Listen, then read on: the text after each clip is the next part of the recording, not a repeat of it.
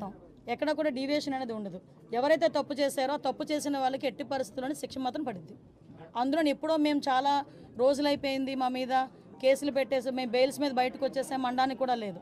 Already bail మీద బయటకు వెళ్ళిపోయిన వాళ్ళని కూడా తీసుకొచ్చి మళ్ళీ కేసులు ఓపెన్ చేసే పరిస్థితులు కూడా చాలా ఉన్నాయి, వాళ్ళు అదే రకంగా ఉంటే కనుక. సో అలాంటి సిచ్యువేషన్స్లో ఎక్కడ కూడా లా అండ్ ఆర్డర్ విషయంలో కాంప్రమైజ్ అయ్యే ప్రసక్తే లేదు.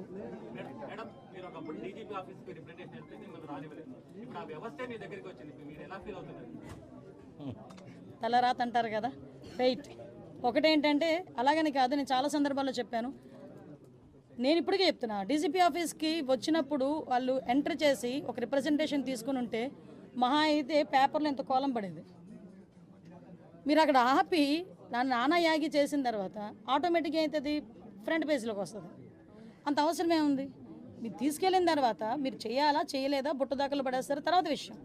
ముందు ఒక పబ్లిక్ రిప్రజెంటేటివ్ వచ్చినప్పుడు కానీ పబ్లిక్ వచ్చినప్పుడు కానీ ప్రతి ఆఫీసరు కూడా అది ఏంటి అన్నది రిసీవ్ చేసుకోవాలి. మీకు తెలియదు, లాస్ట్ 5 yearsలో కలెక్టర్ దగ్గరికి వెళ్తా ఉంటే కలెక్టర్ కనిపించేవాడు కాదు, సిపి దగ్గరికి వెళ్తా ఉంటే సిపి కనిపించేవారు కాదు. అంటే వాళ్ళు నేను తప్పు పట్టట్లే, బయట నుంచి వాళ్ళకి వచ్చే ఆర్డర్స్ అలాంటివి. హోమ్ డిపార్ట్మెంట్ని అన్ని డిపార్ట్మెంట్ని ఒక మనిషి గుప్పెట్లో పెట్టుకున్నాడు, అందువల్ల వాళ్ళకి కూడా ఫ్రీ హ్యాండ్ లేదు. నేను లిటరల్లీ నేను డిపార్ట్మెంట్ వాళ్ళని కూడా నేను తప్పు పట్టట్లే, వాళ్ళు కూడా పై అధికారులు ఏం చెప్తారు అది చేయాలి తప్పించి వాళ్ళు ఇండివిజువల్గా చేసే పరిస్థితి లాస్ట్ 5 yearsలో లేదు. ఎంత దారుణం అంటే నేమ్ బోర్డు అనేది వాళ్ళకి ఇచ్చే ప్రైడ్. మీరు పెట్టుకోగలరా నేమ్ బోర్డు? నేను పెట్టుకోగలనా నేమ్ బోర్డు గుండ్ల మీద? అది ఓన్లీ పోలీస్ డిపార్ట్మెంట్కి ఒకరికే సాధ్యం. ఐపీఎస్ఓ లేకపోతే ఏఎస్పీఓ డిఎస్పీఓ ఏసీపీఓ డీసీపీఓ whatever it may be, ఆ భుజాలు గుండ్ల మీద నేమ్ బోర్డు పెట్టుకుని ధైర్యంగా పనిచేసే రోజు పోలీసులకి రావాలని కోరుకుంటున్నాను. ఇప్పుడు వచ్చిందని కూడా నేను భావిస్తున్నాను. Last 5 years without name plate, ఎవరు పోలీసో తెలియదు, ఎవడు బయట నుంచి వచ్చి డ్రెస్ వేసుకుని తిరుగుతున్నాడో తెలియదు. సో అటువంటి సిచ్యువేషన్స్ అయితే ఇంక జరుగు. 100 days యాక్షన్ ప్లాన్ ఇప్పుడే డీజీ గారు నాకు తీసుకొచ్చి ఇచ్చారు.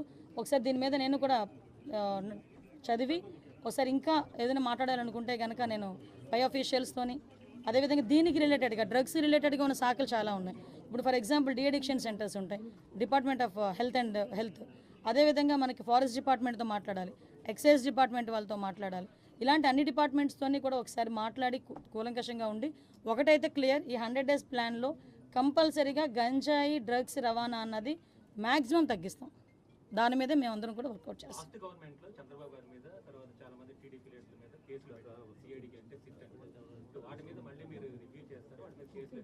ఎందుకు కేసులు ఎత్తాలి, దేనికి కేసులు ఎత్తాలి? ఈరోజు తెలుగుదేశం పార్టీ ఆఫీస్ మీద దాడి జరిగింది. ఈరోజు ఆ దాడి జరిగిన ఇష్యూ గురించి ఎంతవరకు వచ్చింది ఏంటన్నది మేము కూడా తెలుసుకోవాలి. చాలామంది చంద్రయ్యని పేక్ కోసి చంపారు, ఇంకా చాలామంది విషయాలు చాలా అన్యాయాలు జరిగినాయి. అలాగని తెలుగుదేశం పార్టీ వాళ్ళ మీద కాదండి, మామూలు నార్మల్ పబ్లిక్ మీద కూడా అక్రమంగా కేసులు బనాయించిన వాళ్ళు చాలామంది ఉన్నారు, బాధితులు చాలామంది ఉన్నారు. అవే కాకుండా ఎవరైతే వాళ్ళ తాలూకు అవినీతికి బలైపోయారో, వాళ్ళ తాలూకు అక్రమాలకి బలైపోయారో వాళ్ళు కనుక వచ్చి మా కేసు రీఓపెన్ చేయండి, మా కేసు మళ్ళీ చెప్పండి అంటే కనుక డెఫినెట్గా మేము ఆ కేసు రీఓపెన్ చేస్తాము. మళ్ళీ రీఎంక్వైరీ చేసి వాళ్ళకి బాధితులు ఎవరైతే ఉన్నారో వాళ్ళకి న్యాయం చేసేటట్టు చేస్తాం.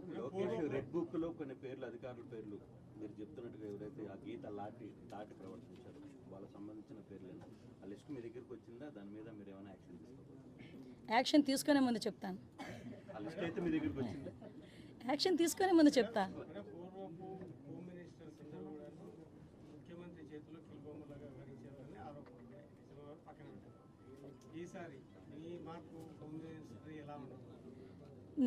నేను హోమ్ మినిస్టర్గా ఛార్జ్ తీసుకోక ముందే నేను కూర్చొని ఫీల్డ్ మీదకి వచ్చానంటేనే చంద్రబాబు నాయుడు గారు కానీ లోకేష్ గారు కానీ వెనకాతల నుంచి నన్ను ఎంత ఎంకరేజ్ చేస్తున్నారు, ఫ్రీ హ్యాండ్ ఎంత ఇచ్చారు అన్నది మీకు అర్థం అవ్వాలి. ఈరోజు హోమ్ మినిస్ట్రీ అనేది ఏదో ఎవరో చేతుల్లో పెట్టుకుని చేయడానికి చంద్రబాబు నాయుడు గారు అక్కడ, జగన్మోహన్ రెడ్డి కాదు అక్కడ, చంద్రబాబు నాయుడు గారికి ఎవరి సమర్థత ఏంటన్నది క్లియర్గా తెలుసు, దానికి సంబంధించి ఇచ్చారు. నా విషయంలో అయితే ఆ రోజు నేను ఒకటే చెప్తున్నా, ఏ పోలీసులతో అయితే నేను అవమానపడ్డాను అదే పోలీసులు దగ్గర నన్ను గౌరవంగా నిలబెట్టిన ఘనత కూడా చంద్రబాబు నాయుడు గారికి దక్కింది. చంద్రబాబు నాయుడు గారు ఏదైతే ఆలోచిస్తున్నారో ఆ ఆలోచనకు అనుగుణంగా మేమందరం కలిసికట్టుగా కోఆర్డినేషన్తో ఎవ్వరికి ఇబ్బంది లేకుండా మేము అడ్మినిస్ట్రేషన్ చేసుకుంటాం. నో ఊహించలేదు, ఎక్స్పెక్ట్ చేయలేదు. నేను మంత్రి ఇచ్చిన తర్వాత కూడా ఏ శాఖలు ఇస్తారో ఏదో సంథింగ్ చూసుకున్నాను తప్పించి ఒక నిమిషం హోంశాఖ అనేసరికి కాళ్ళు చేతులు చల్లబడినాయి. బట్ తర్వాత చేయగలాలి, చేస్తాను అని చెప్పి నా మీద నాకే నమ్మకం వచ్చింది. బట్ గుడ్, ఇంక చాలు.